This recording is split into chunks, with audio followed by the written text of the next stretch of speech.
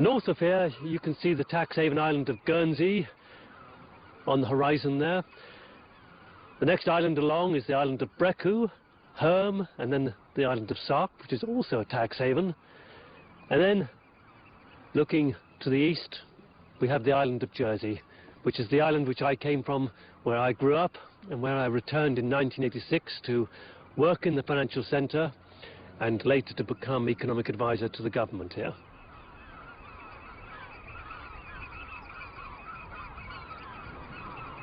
Jersey, currently, according to American estimates, has something of the order of $500 billion of personal wealth now held in banks on the island, coming from outside the island, and existing here on deposit accounts, which are no more than electronic accounts, because the money doesn't actually come to Jersey at all. It comes through Jersey and then on into the major financial centres of the world, particularly going towards London. What's Jersey's role in this? Jersey acts as what we call a secrecy jurisdiction. What it does is it provides, through offshore trusts and offshore companies, the ability for people from outside the island, particularly from Europe, but also Africa, Latin America, and Asia, to move their assets into the world's financial markets and to hide them, that is, to hide the ownership. And the ownership is hidden through offshore trusts, and this is one of the things that Jersey specializes in. Trusts are legal entities established in a jurisdiction like Jersey, where the person who creates the trust and who benefits from this trust does not need to disclose their identity at all. In fact, the only information that is disclosed about trusts in most cases is the name of the trust, and sometimes the lawyers who create the trusts. But the real people behind the trusts are not disclosed to anybody at all. And this makes Jersey a perfect place for people who want to hide money.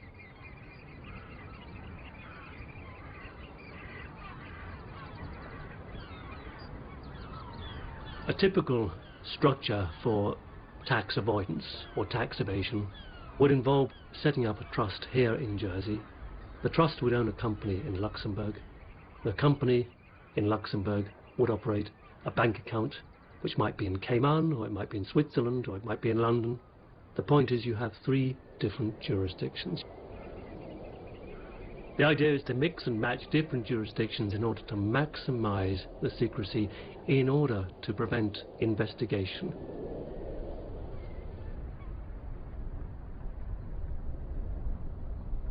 It is quite simply impossible to discover who is behind this trust, who really owns this company, who really operates this bank account.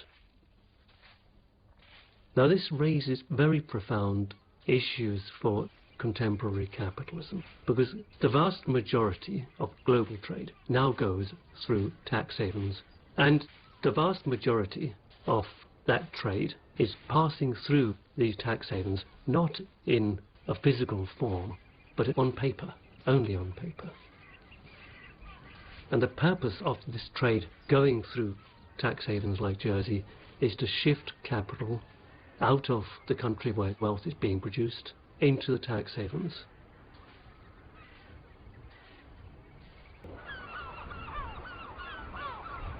For the majority of developing countries, these tax havens are in fact a catastrophe.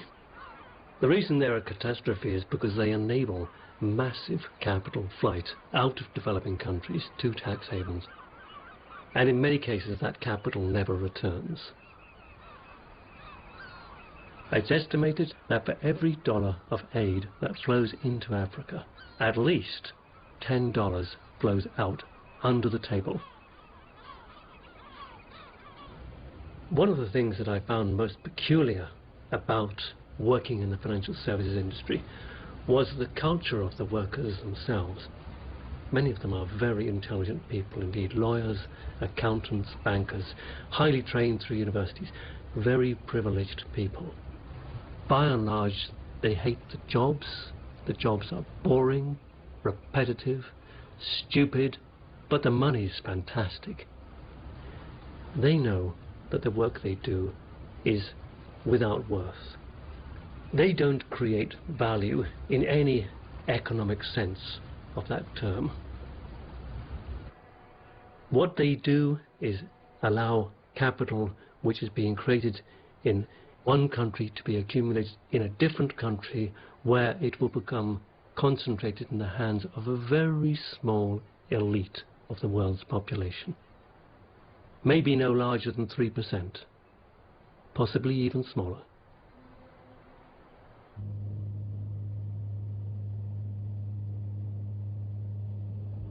It's estimated that currently $11.5 trillion of private wealth is held offshore, managed from offshore, and avoids tax from offshore. What does $11.5 trillion look like? But to give you some idea of how big that figure is, if that wealth was earning quite a modest rate of return, let's say 7%, and if that income was taxed at a very modest rate of 30%, the governments of the world would have an additional $250 billion of revenue every year, which they could spend on alleviating poverty and achieving the United Nations Millennium Development Goals.